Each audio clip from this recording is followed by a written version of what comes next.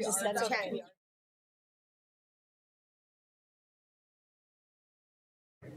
Call the meeting to order. Please rise and join us for the Pledge of Allegiance. Pledge allegiance to the flag of the United States of America and to the republic for which it stands, one nation, under God, indivisible, with liberty and justice for all. Thank you. All right, we do not have anyone addressing the board on either agenda or non-agenda items. We'll move on to the approval of minutes of our meeting on September 7th. Can I get a motion and a second, please? So moved. Second. All those in favor signify by saying aye. Aye. Opposed, same sign. That motion passes. We did not have any new conflicts of interest this month. Moving on to the approval of the consent agenda. Can I get a motion and a... Oh, sorry, approval of the agenda. Sorry, thank you, Cynthia. Can I get a motion to approve, motion and a second for approval of the agenda? So moved. Second. All those in favor signify by saying aye.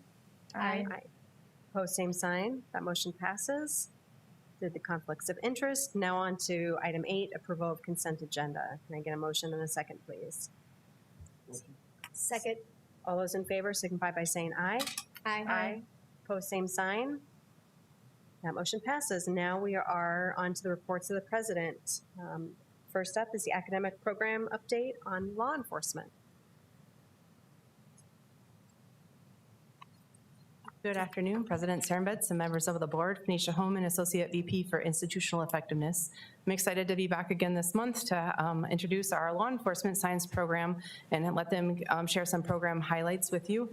This afternoon, you'll hear from Skip Miller and Keith Grease, our 2 full-time instructors, and they are also accompanied by Ryan Duke and Jace Robertson, 2 second-year law enforcement students.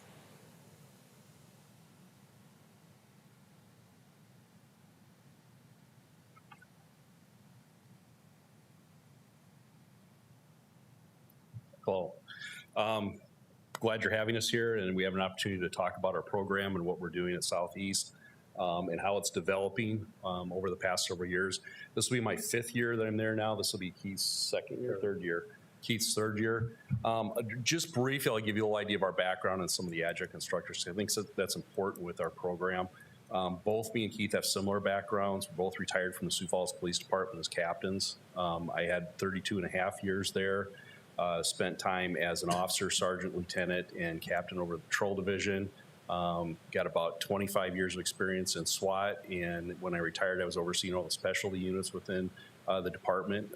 So also had a lot of times the community resource officer program and school resource officer program.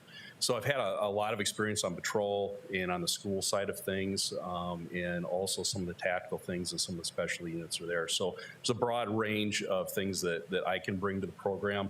I'll let Keith talk really briefly about himself. Hi, Keith Grease. I had 28 years on the Sioux Falls Police Department, 10 years on patrol, traffic section for 3 years, traffic sergeant for 2 years. I spent 8 years as a homicide and sex crimes detective, and then got promoted and finished out my career as a patrol captain. So I had all the officers in uniform except for the school resource officers. 16 years on SWAT, 12 years on Honor Guard. So Skip and I have worked together for 30 years-ish. So we have a really good time getting along together, teaching, kind of have the same backgrounds. We taught at the academy for several years at the Police Academy in Pierre, and they'd send instructors up. So we try and bring that real world experience that we still both have to modern day education for law enforcement. So it's worked out really well. Say one of the key things too that both of us have is we both started our careers out in a program just like this. We both went to a 2-year program, got our degrees, and went on to get hired by the Sioux Falls Police Department. So it's something we really believe in.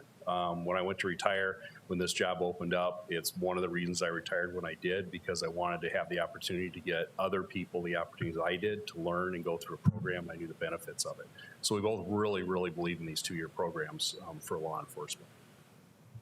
With that, some of the other instructors, Keith Allenstein, who does the constitutional law and civil law, he actually is the lead consultant for the City of Sioux Falls Attorney's Office for the Sioux Falls Police Department, has been for a number of years now.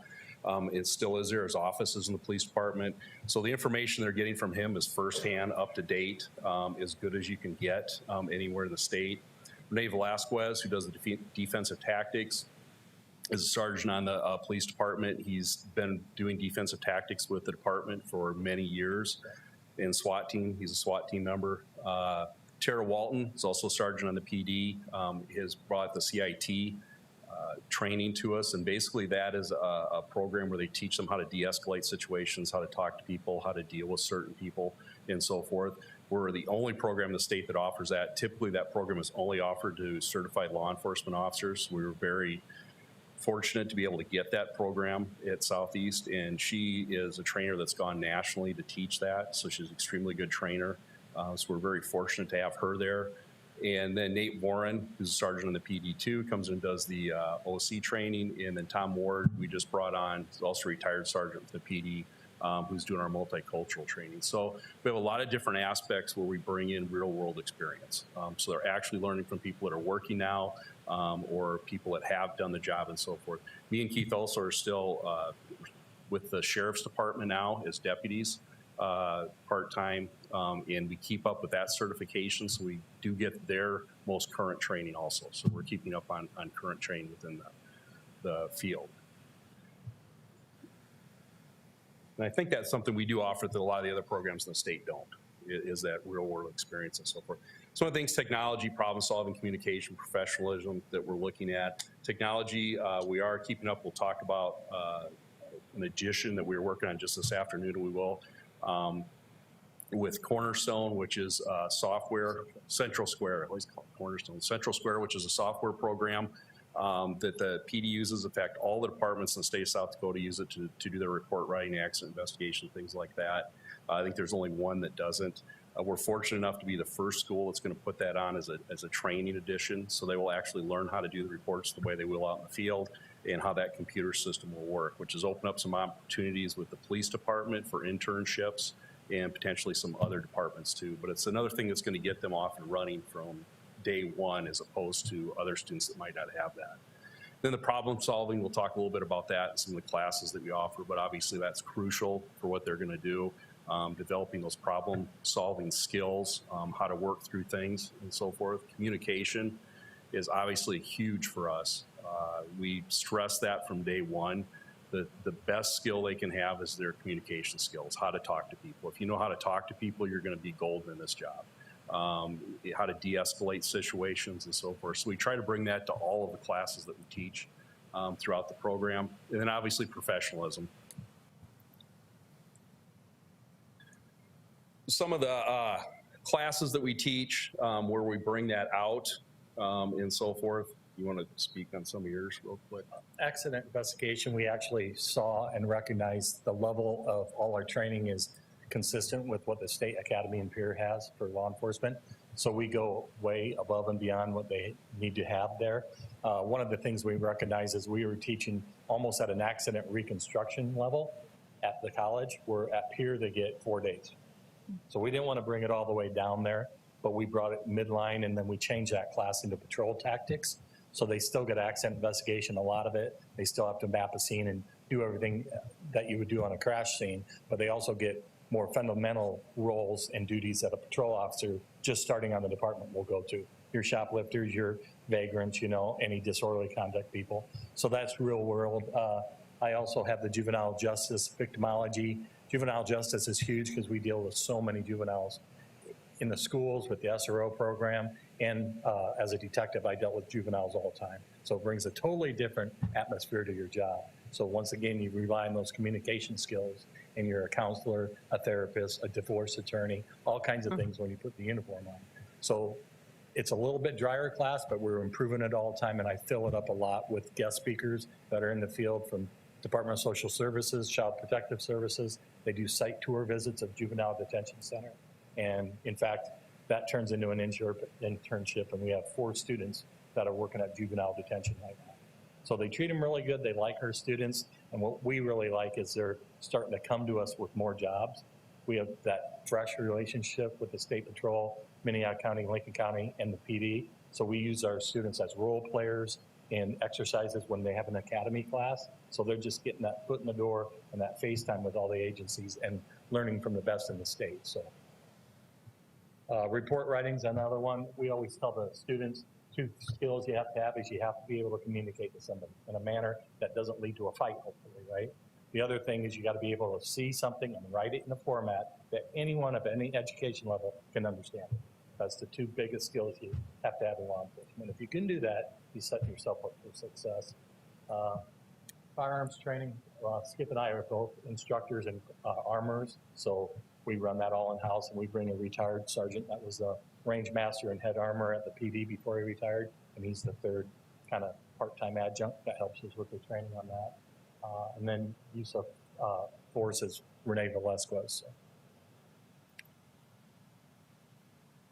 You can hit the next band, go ahead. Some of the things, program highlights, accomplishments that we've had.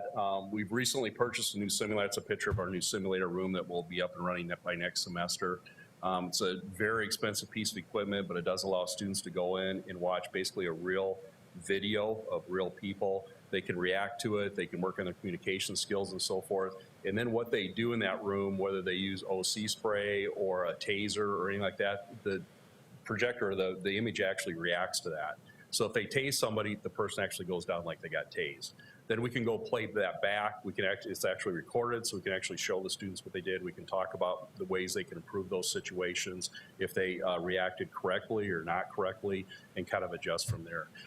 We actually share that with Sioux Falls PD has come in regularly to use that for training. So we share that piece of equipment with them. And again, it helps out because it gets them into our building, gets them to know us, again, and some of the students and so forth. So it's, again, building that relationship with all of us. The scenarios are dictated by their performance. So the instructors sit in the back of the control booth, and we base the results of what's going to happen based on their results. So if they go in and they have a good dialogue, the goal is not to use any force on any calls. But if they're not getting it and they're not talking and they're freezing up a little bit, then you can ramp it up a little bit. So their direct actions or inactions dictate how we have the end result be. So, and it's really good. Everyone likes it so much so that Sioux Falls PD in their new training center is putting one in there. So the SWAT team uses it, the new recruits use it, Peter has one. So I don't know, I think other ones in the state have it too, but it's a high piece of equipment that everyone enjoys using. There's like 2,000 scenarios in there. New firearms, we just purchased new firearms to bring them up to date with where law enforcement agencies are now, equipment-wise. The CIT class we talked about. Training vehicles, we've been lucky enough, the South Dakota Highway Patrol loans us 2 vehicles regularly. When those have kind of gotten to the point they're used up, they're old vehicles they have, we just trade off with them. They give us 2 more ones. They've given us some pretty nice vehicles in the past. We've got one that only has 70,000 miles on it, which for a police vehicle is really good. They're all equipped out with all the equipment they have. We have just gotten 2 from the Minnehaha County Sheriff's Department, again, that are equipped out with the equipment we need, or most of it that we need. We purchased those from them for $1. It's basically essentially free.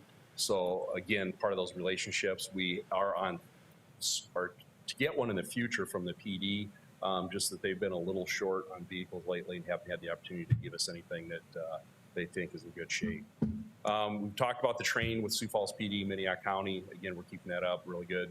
Hands-on training, we've really kind of centered the program more around hands-on stuff, where we've incorporated more and more hands-on stuff. So again, the students are more used to actually doing the work, what it's like, getting out there in the field, and hopefully, again, ready to go from the start. And then Central Square, we talked about that. So reciprocity is kind of an important part of the program.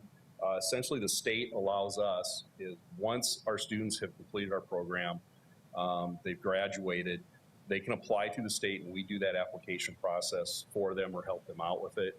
They can go take a test. If they pass the written test, they can go on and take skills testing, which takes 2 days. It basically covers, they have to qualify with firearms, which we've covered with them. They have to do their emergency vehicle operations test, which we've covered with them. And they have to go into the simulator, which we just talked about. If they pass those, then for the next 2 years, the second they are hired by an agency, they're certified. So they don't have to go to the academy. So that's a huge step. It one, helps out especially the smaller and medium-sized agencies, because they can get officers on the street right away. They don't have to go to the academy for 12 or 13 weeks and wait for them. So they can get them out there, and it's good for the students because it makes them more hireable. Agencies really like that. They don't have to spend the money and training hours to get them up to speed. And then they have the option at that time too, with the reciprocity certified officers, they're in line for the bonuses for hiring too. Just like another officer coming from another state or jurisdiction. It's great. Build Dakota is a program we are now part of, so it'll help the students on tuition and so forth and getting them in so they can help pay to get into the program, which is going to be a huge step for us. Community, we do participate in a program called South Dakota Salutes every year, which is for first responders. They let them go out and shoot for free at one of the ranges here in town, and we volunteer to help out with that. Students go in and help them with targets and things like that, so they help out with that. And then we last year started, and we're going to do it again, where we have gone down and helped feed some of the needy downtown. We have one section of students on another program that makes sandwiches and foods and put it together. We go out then and walk around downtown and hand it out to those people that need it. That's been a really successful program. The students really enjoyed it last year. It's an opportunity for them, one, to meet some of the people that they may be dealing with when they're on the job, to find out and make a connection that they are really human beings, and there are some people that really are in need out there, and get a chance to see them in a little different environment than maybe when they will as a police officer in a bad situation. So it's really good for us, I think, to make those connections with the community and so forth. And the police department swings by, stops in and talks to them when we're out downtown. So we want that FaceTime with the other agencies. It helps them get hired, and it helps them stay motivated, basically. And then the Sioux Falls PD Career Cadet Program is another one that we're starting up that's going to be really a big thing for us. The PD has agreed to help pay for part of the tuition for certain officers that they agree to and we agree to, help out with books, uniform costs. They also will give them a paid internship. So they'll get a chance to actually work with an agency and potentially that they could get hired by and impress them and so forth. So that's going to be in childcare and a laptop that they'll help out with. So that's going to be a test project that we're doing starting next year, and I think that's going to be a very successful one and very important for our program. Partnerships, we've talked a little bit about the PD, obviously, and I do want to say that while we've mentioned a lot of stuff from the PD and instructors and that, we are not in there pushing this as a Sioux Falls Police Department deal to go in a program. We really do look at, where they want to go and get them into that field they want to go. If they want to be a trooper, that's where we're going to help them get to. If they want to be a deputy, that's where we're going to help them get to. We really have to find that niche that they want and make sure that they can get there. We have a lot of really good law enforcement programs in South Dakota, so they have a lot of options that they can go to. And that changes quite often from the first year to the second year, because they see the guest speakers. I used 28 guest speakers in 2 years. So you have them coming in, just guest lecture in part of the assignments that we're covering that week, and they come in and they see the different entities, female, male officers, female, male detectives, supervisors, the patrol comes in. So they really enjoy it. Plus it breaks up the class day for them a little bit. Yeah, I've always I bring up to students that I tell them from the beginning, I never, ever, ever, ever, ever, ever would be a trooper in my career. My brother's a captain in the Iowa Highway Patrol. He would never, ever, ever, ever, ever want to be a city police officer. He loved what he did. I loved what I did. We just wouldn't want to do each other's job. So you got to find what fits for you and what's going to work for you. South Dakota Highway Patrol, we've had a really close relationship with them on a regular basis. They come out and train at our facility and so forth. Guest speakers. Corrections comes out and trains and guest speakers and so forth. Juvenile detention we talked about. Iowa Highway Patrol has partnered up with us too to sit on our advisory board and come and help us out with certain things. Lincoln County Sheriff's Office has been really good hiring some of our students and so forth. And then the state, we've talked about reciprocity and our relationship with the state. The Iowa Highway Patrol is funny because the South Dakota troopers don't appreciate that. They were joking around about it, but it's funny. They're troopers. And just some of our numbers where we're at as far as enrollment, new students, returning students, our retention rate 74%. We do filter out a lot because we do have some students that come in there and find out this probably isn't what I should do, which is part of what we do. If this job isn't for you, you need to know now, or can't be, or where you want to go with this job. We also have some that go on to go with 4-year degrees. And then our field placement rate, we're doing really good on that. I think we do tell some of the students that this is a field that sometimes takes a while to get into, and don't think that you're going to go out and get your dream job right away. You may the first time, but a lot of candidates have to apply 2, 3, or 4 times before they get hired by an agency. So sometimes you're looking for other jobs to fill those spots till you get the position you want. And some of them find out when they take that first job, they like it and stay there. So with that, The floor is yours. the floor is yours if you want to talk. Kind of intimidating up here. So I'm Ryan Duke. I heard about this program when I was living in Lincoln, Nebraska. I actually moved up here to go to this program because I heard it was really good. I was going to UNL for 3 years, and then COVID hit, and they moved everything to online. And I just felt like I wasn't really learning a whole bunch there, so I moved up here. And in 1 year here, I definitely learned way more than the 3 years I was when I was at UNL. The hands-on learning stuff is ridiculous, and then ridiculously good. And then the simulation stuff is definitely a great teaching tool to use. And then also they do a really good job at setting their students up with work and stuff. The first 2 months I was in this program, they set me up with an internship at Avera for their security program, and that's also helped me learn a lot. Chris?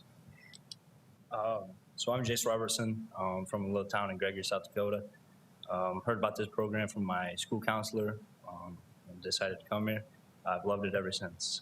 I've learned so much here, from the hands-on experience to the guest speakers. I worked at the South Dakota State Penitentiary for about 6 months due to one of the guest speakers. So I just found that a great opportunity. Thank you. Questions or anything?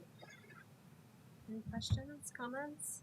You know, you look at the new student numbers have gone down both through your retention and the number of graduates have really stayed the same. So that's a credit to what you're working great with the students that are staying with you and doing that. So kudos to that. And I think and I hope with the Build Dakota programming, as well as the Cadet program for the Sioux Falls Police Department, we will help those numbers as well. That's exciting for this kind of great You see the up partnerships. and downs with the trends in Yeah. this in the country. No one really brings that up.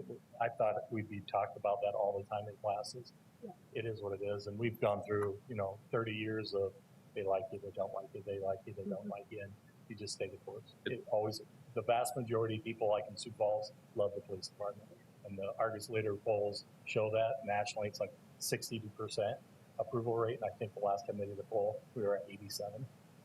So you're always going to have those people that don't want to go to jail, don't want to be held accountable, but it's the manner in which you talk to them and how you treat them. Yeah, it's a pendulum with law enforcement nationally. It's 1 month you're a hero and the next month you're a zero. They don't want anything to do with you. So I've seen that throughout my career, and there's ups and downs, and we're kind of coming out of a down period I think now and seeing things come back. So hopefully we'll get more interest too in the program. Yeah, and I just think what a value it is to have people like yourselves and the other people that you mentioned who really have that real world experience.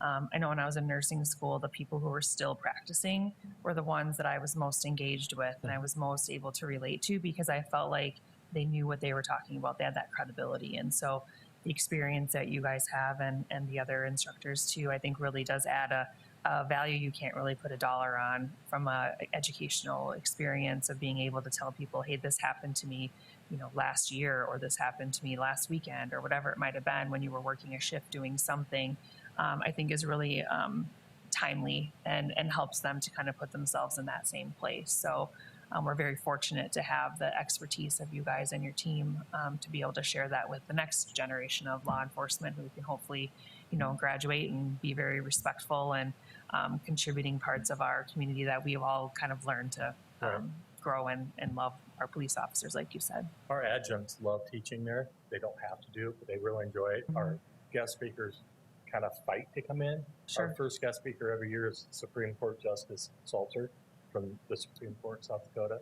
He was my judge on Veterans Court for 6 years. So to bring a U.S. or a state Supreme Court justice in to teach a law class for an hour is a big deal because he's a law school instructor at USD too. On his own time. So they like that. He can teach that better than I can.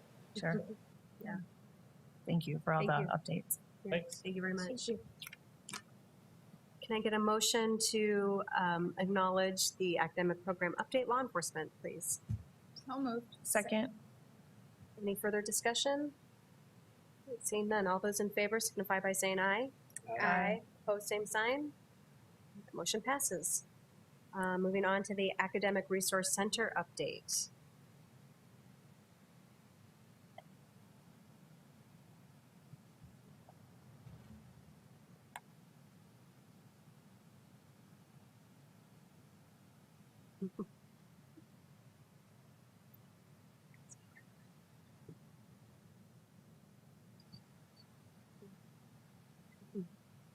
Hello. Hello, President Saren Betts and the members of the board. My name is Julie Westerman, and I am the coordinator for the Academic Resource Center, or ARC as we call it. I don't know if you noticed, but we got new PowerPoints, new designs, and I picked the white one because that's the Academic Resource Center. So that's one of our faculty tutors working with a student in an action photo. So. So last year, we started last year in this space, and our goal was to sort of a broad approach, and let's try what we can try and see what works. And so most of what we did was in the tech center, room 103, we tutored for gen eds primarily and accounting. Always accounting is our biggest area. As we went into this year, I really wanted to be thinking about how can we gain more students and improve the quality and the number of subjects that we tutor? And so that's what we've been working on. Some of the ways that we've done that is we have started study tables. One of the big questions I wrestled with last year is like, why are these students not coming? Where are they? And I think what we really came down to was at a tech school, it's not a residential college where students live there and will go after supper, after the dining hall, we'll go over. Our students come to class and then they leave. A lot of them do. So if they're not in class, they don't sit and hang around. Or they might have a very short break, like a lunch hour break, and so I don't want to go all the way over to that other building. So one of the things that I'm doing this year is we put study tables. We're starting to put study tables in each of the, I got 2 buildings beyond the tech center. I'm about to add my third, and they've been very, very positive. So the first one, the engineering, is our primary target in Mickelson, and we have a great tutor there. That was one of the professional tutors we hired. She taught AP Chemistry, AP Math, and AP Physics. So she has been a good find, and she works well with those students. And it's so exciting to go past that room, and it's full all the time. It was always closed. I never knew what was happening in that room before, but it's there all the time. And students, even after her hours are done, you'll see students in there. They're working in there. They're working together. So that's been a great space. We just added a study table in the health center, and so that's the lunchtime study table. All the health programs have a lunchtime, a break for lunch at some point between 11 and 1. So we have 3 tutors who are over there who work different days, who have healthcare backgrounds, and they're there to help those students. And then as soon as I get 2 more puzzle pieces in place, I'm going to move one of those tutors over to the Wood building and start doing sort of the same thing, that lunchtime study hour, and really to focus on gen eds, which I think is, but the gen eds are always a big area of need for those students. So those are some of the things we've done there. Oh, this is fine print. Let's see. Oh. And then, yep, someone. Oh, and then we have distance and online tutoring. So we are starting that. I'm a little nervous about it because I put it on the website on Friday. We've had 4 requests since Friday. So, I want to do it, but to proceed with caution so that we're sure that we have the tutors. If a tutor is working online, that means they have to, a lot of times have to take hours off being in where they're scheduled to be. And so it's sort of finding that balance as we begin to grow that. But that's been very well received in 5 days. So that's been very good. And then we have an experiment that we're trying this fall that we're calling it the Vet Tech model. So the Vet Tech program wanted tutors.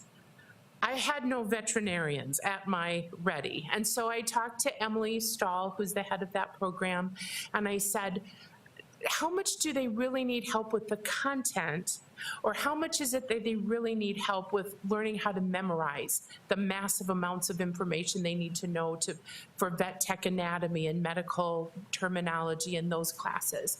And so we put together a study table.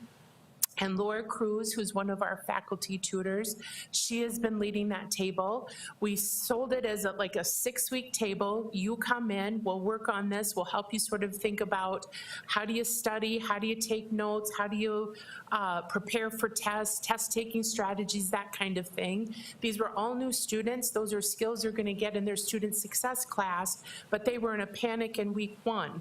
And we can't, you know, those things kind of roll out in weeks 3 and 4 and 5.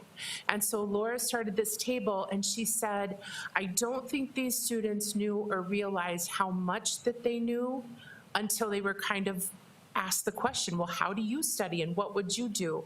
And so we're gonna try this model now with one of the sonography programs. And so we'll send in a tutor and say, we're gonna teach you how to do this yourself. We'll put you, into this group, we'll teach you these strategies, figure out how to work together. That has been really successful. Emily required any student who had a grade lower than C to come to the table, to the study table regularly. And they have asked, so it ends this week, and the students asked, could we continue? Could you continue with the study table? So I think that has gone very well.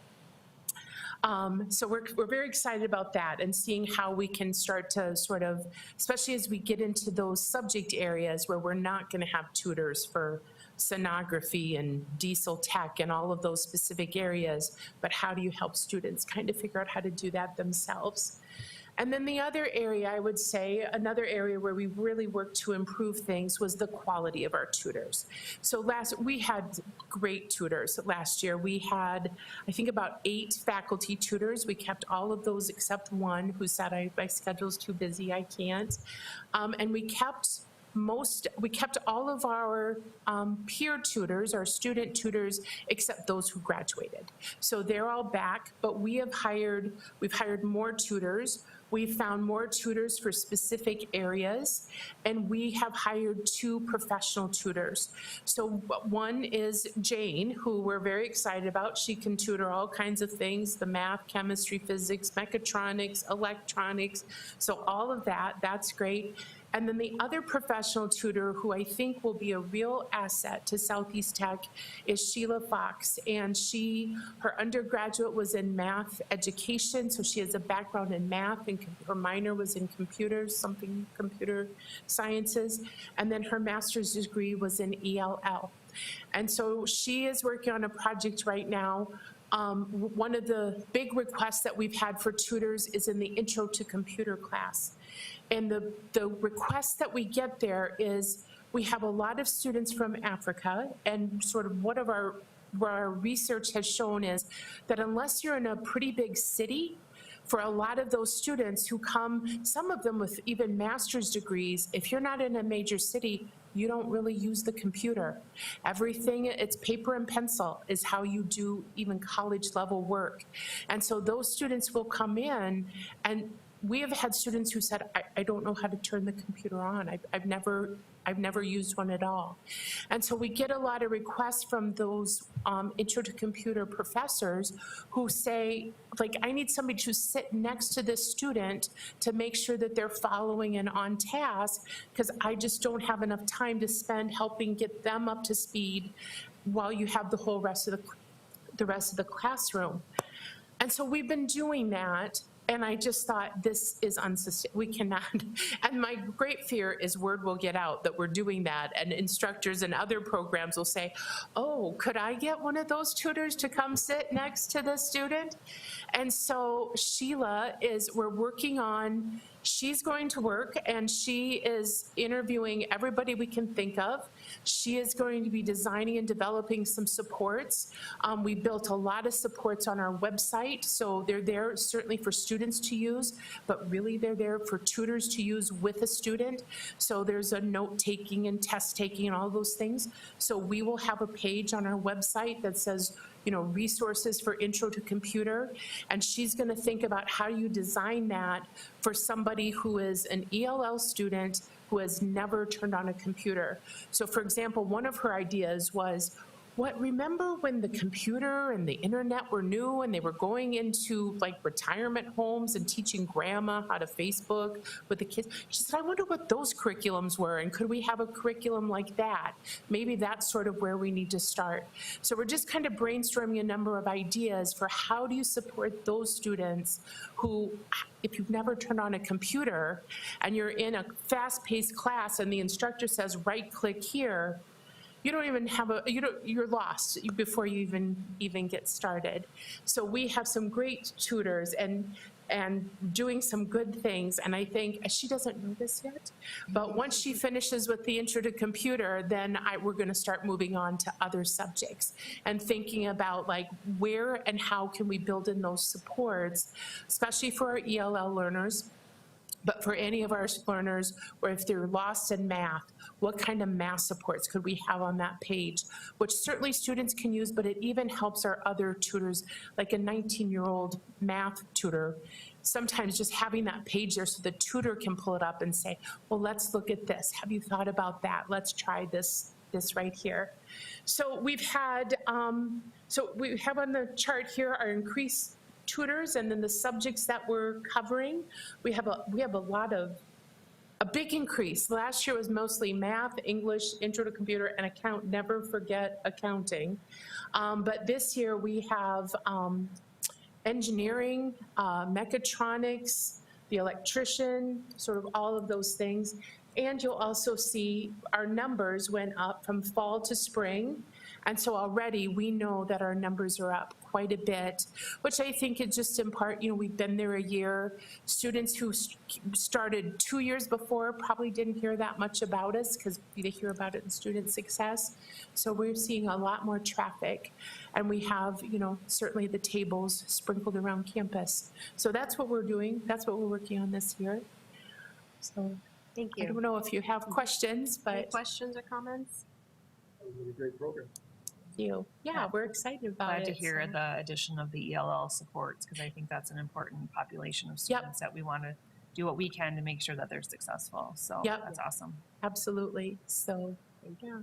Julie, what strikes me about you is during the strategic planning session, it just became very apparent you lead with how can we better serve our students that we're serving. And I really enjoyed working with you on several committees. And you just bring a great insight and a real conscientiousness to what you do. And thank you. And it was nice to hear your report. Thanks. Thank you. Thank you.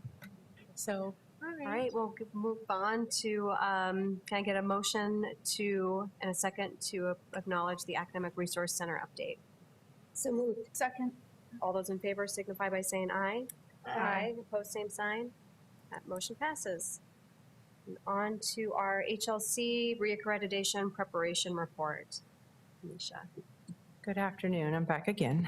So as you're well aware, we are closing in on this last year of preparing for our HLC reaccreditation, which culminates in that visit. But just wanting to give you a quick update at where we're at in the process and what we have done. So as a reminder, with the Higher Learning Commission, our institutional accrediting body, and it's all centered around student learning, but it's all encompassing as far as all levels, business, enrollment management, academics. All of us are very much a part of this, and we'll have to we are speaking to what we're doing to live out our mission. So as part of that reaccreditation process, we have the very large assurance argument.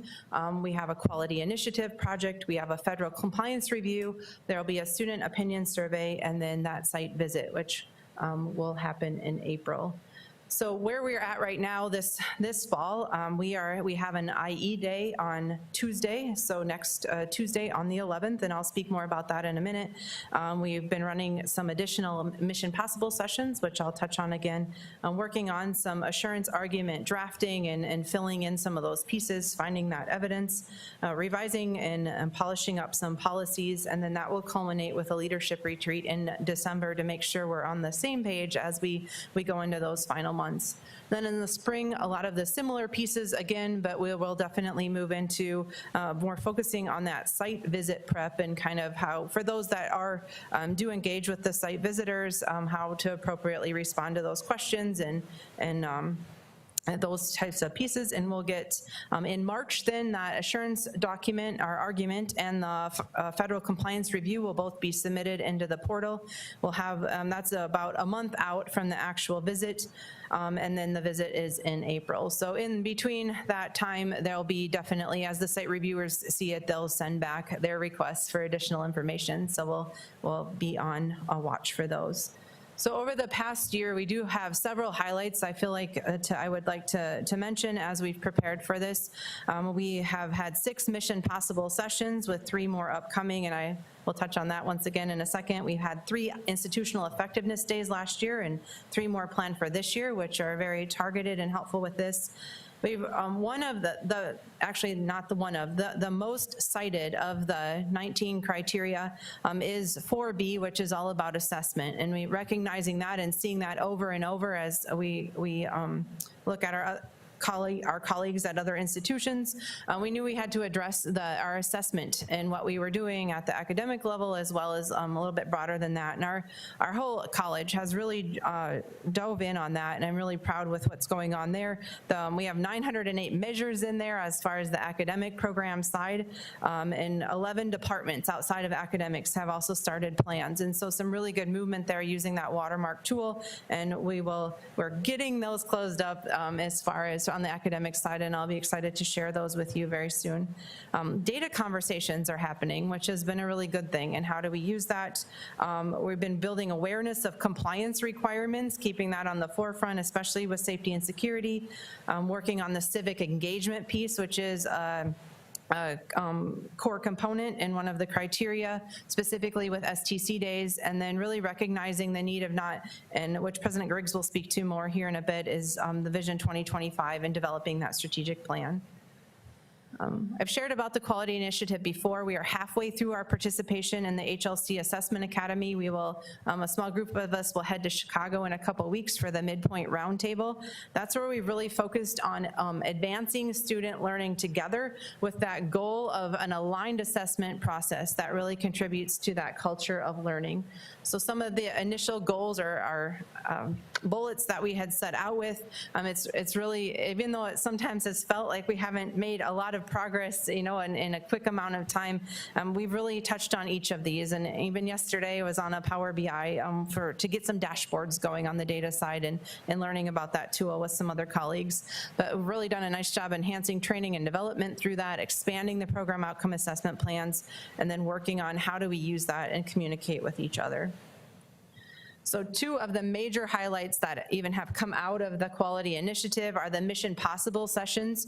So those have ended up being about 3-hour sessions. We've had 6 of them. Originally, we had those targeted for brand new employees, but after we did one, we realized it was really valuable to include all employees in those. And so that's a big push we've asked all employees to do this year, is to, if they haven't been to one yet, to commit to attending one. One is tomorrow afternoon from 2 to 5. We would love to have you join us at one of those as well if it works in your schedule. We have one planned for October, December, and February leading up to the site visit. So far we've had 89 unique participants. There's been a handful of people that have come multiple times because they've enjoyed the conversations from those. We've focused on our mission and strategic priorities, the purpose of accreditation, as well as introducing that assessment cycle. And then with the institutional effectiveness days, as I mentioned, we had 3 last year and then 3 again this year, with that next one being on Tuesday. We've really focused on our assessment plan work, and last year on that strategic plan, done some survey analysis, safety and security. On this upcoming one, we're really gonna we're gonna have an assessment sharing session where we really talk about the plans and what we're doing, and get out of the bad habit of doing and not reflecting and learning from each other and engaging in some conversation about that. And then the afternoon, we've got some very targeted work times on some of the pieces that we still need to shore up as we pull our evidence together and just keep moving forward with continuous improvement. Any questions, feedback, or comments?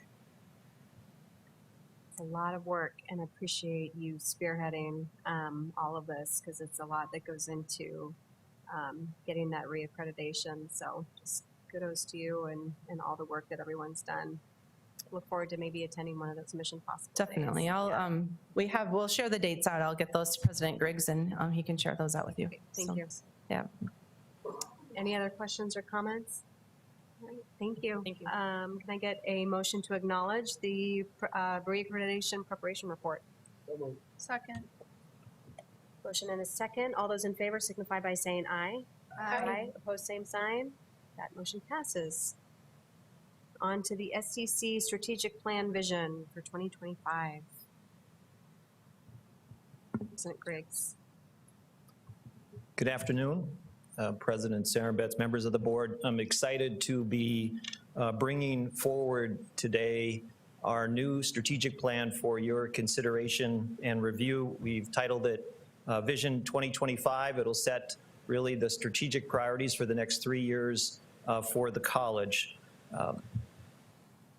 As you are aware, the strategic plan was really the culmination of many months' worth of work that was completed by faculty and staff, community members, and business and industry representatives. We conducted listening sessions, surveys, focus groups, and large planning retreats that some of you from the board participated in as well. All of this was helped facilitated by our Strategic Planning Steering Committee, which is a group, again, of our faculty, administrators, and some community staff members and community members as well, and students participating on that larger steering committee. I'd also like to recognize and thank Rick Melmer, the president of the Leadership South Dakota program here in the state, and Mike Sabersma from Marzano Research for their leadership and guidance and help in terms of facilitating the development of the plan all the way from last July when we had our initial meetings with Rick and Mike, and then working through the year as well. So all of that has brought us to where we are today, and we have 6 strategic priorities that have surfaced through the conversations and discussions with business and industry and community, faculty and staff.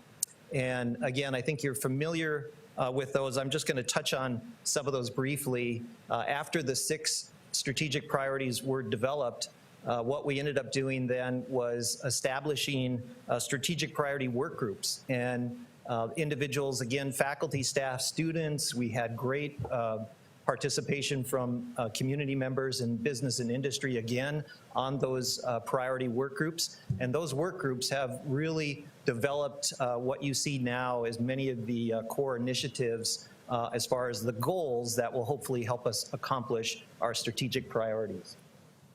So again, just to touch on some of those, the first one is ensuring academic excellence. Dr. Valdez and Colette Schwartz from our nursing faculty, they were the co-chairs of that particular work group.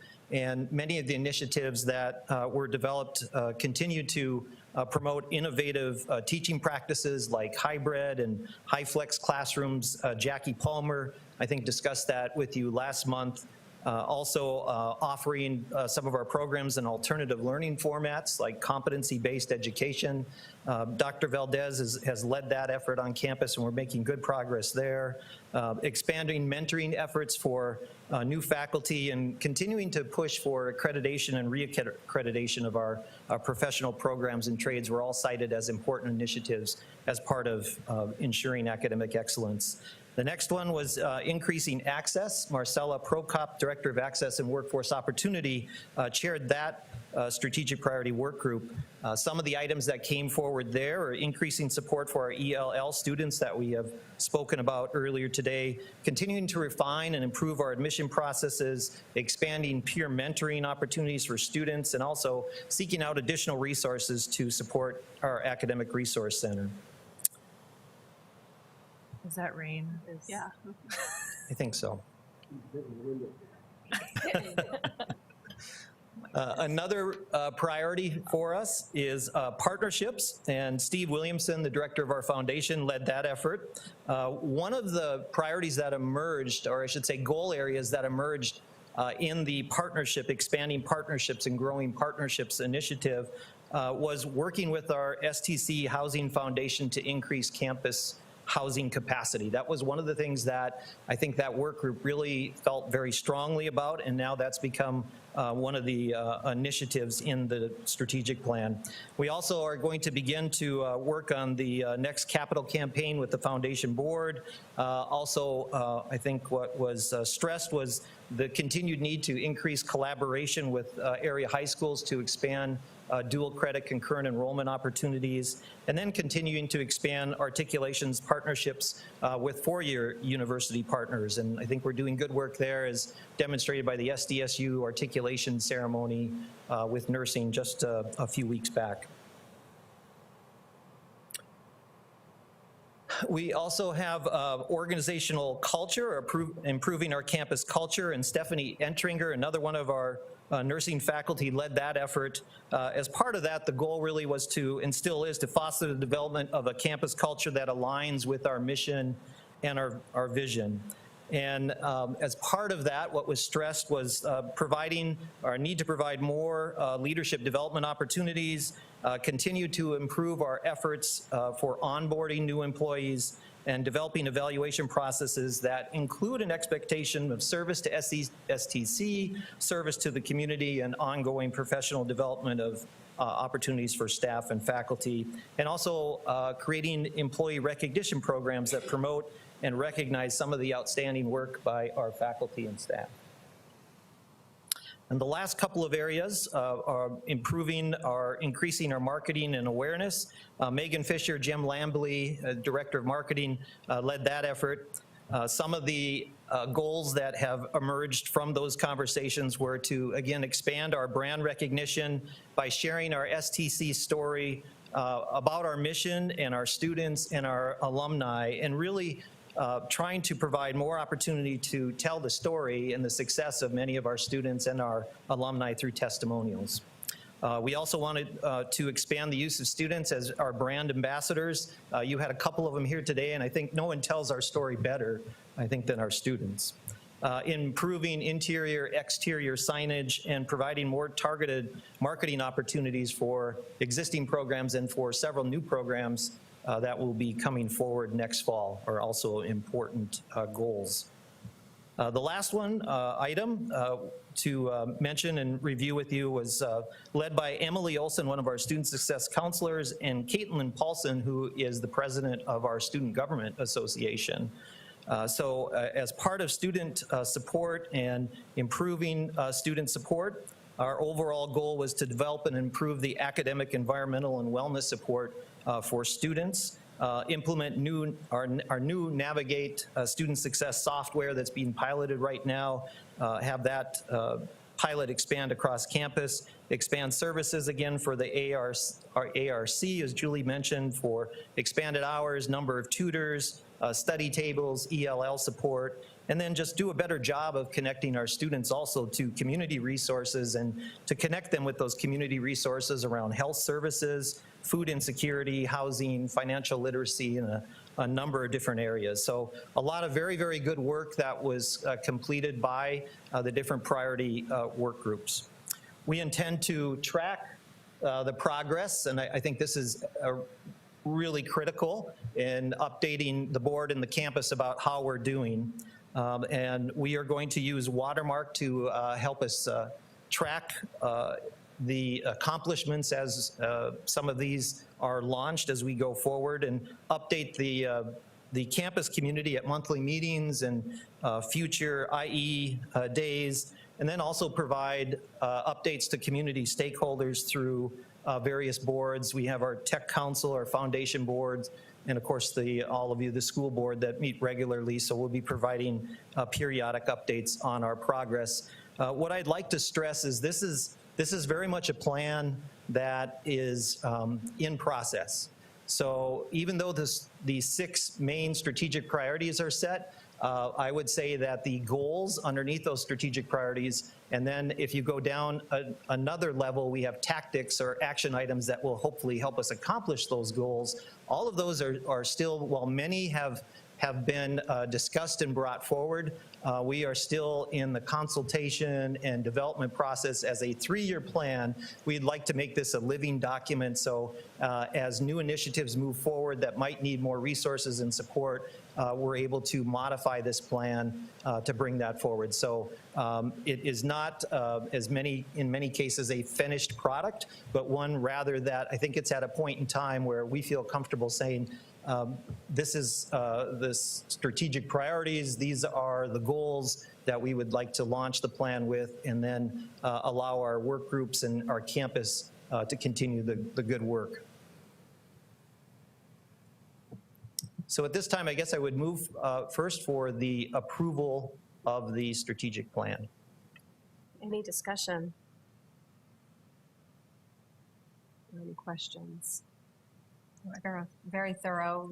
I mean, it has to be a living, breathing document, right? I mean, that's the goal of strategic plans. And like you said, sometimes the targets change, but it just supports our mission and our vision for Southeast Tech. So very comprehensive, I think. Really touched on a lot of the areas that impact not just students, but faculty and staff and the community, and the reason that Southeast is here to serve the needs of the community and help the students. And I think each of those areas really fits nicely into how that big picture looks. So very, very comprehensive. Yeah. Thanks. Okay. Can I get a motion and a second to acknowledge the strategic plan vision for through 2025? So moved. I move. Second. All those in favor signify by saying aye. Aye. Aye. Opposed, same sign. All right, that motion passes. And I believe you're Thank you. up Well, next. I think also the strategic plan is very much focused on helping our students achieve career success and meeting the workforce needs of the region. So I'd also like to have the board consider and reaffirm our vision and mission statements, which are, again, workforce-oriented and focused. We brought this to our tech council last month and received a recommendation again for a reaffirmation of those. So I'd like to bring those forward to the board as well. Okay. Sorry, I should have probably waited for motion on all of it as a whole. So let's get another motion and a second for the reaffirmation of the STC mission and vision statement. So moved. Second. All those in favor signify by saying aye. Aye. Aye. Opposed, same sign. All right, that passes. Thank you. Thanks. And usually I have the opportunity, I come up here at the end and just say a lot of thank yous. And again, it seems appropriate, but it was a huge campus effort. Many of you were involved from the very beginning in the conversations that occurred in some of those strategic planning sessions. So thank you for your participation and in help and guidance on that. And thank you to the team behind me who really took on the lion's share of the work once again. We started it with a completely blank slate last July, and I think have emerged with a solid document, moving forward and hitting some very, very significant strategic priorities for the campus. So thank you.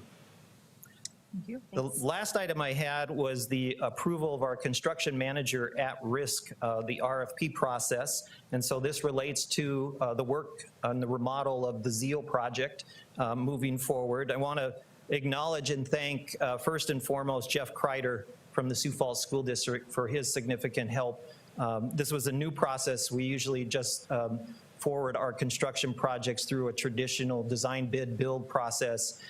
Through conversations with area architects and some of the contract and construction firms in the area, we were encouraged to pursue this construction manager at risk due to the difficulty in obtaining contractors on various projects. And so because it's not a very large project, I think there was a real concern we might not get the attention we need to have this go forward. So construction manager at risk approach was one that you used for Jefferson High School, and I think very successfully. So hopefully we will have a similar degree of success. But we put out the RFP again with Mr. Kreider's help on August 10th, and the responses were due on end of August, August 31st. We only received 2 responses. But we evaluated those. We had a 5-person evaluation team that scored those, and I think in my executive summary I provided the scoring criteria there for you.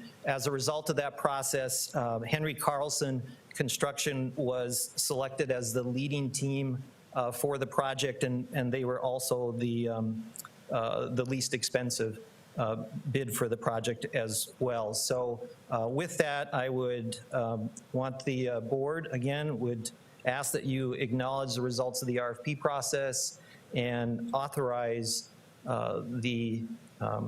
and acknowledge, I guess, Henry Carlson as the construction manager for that project.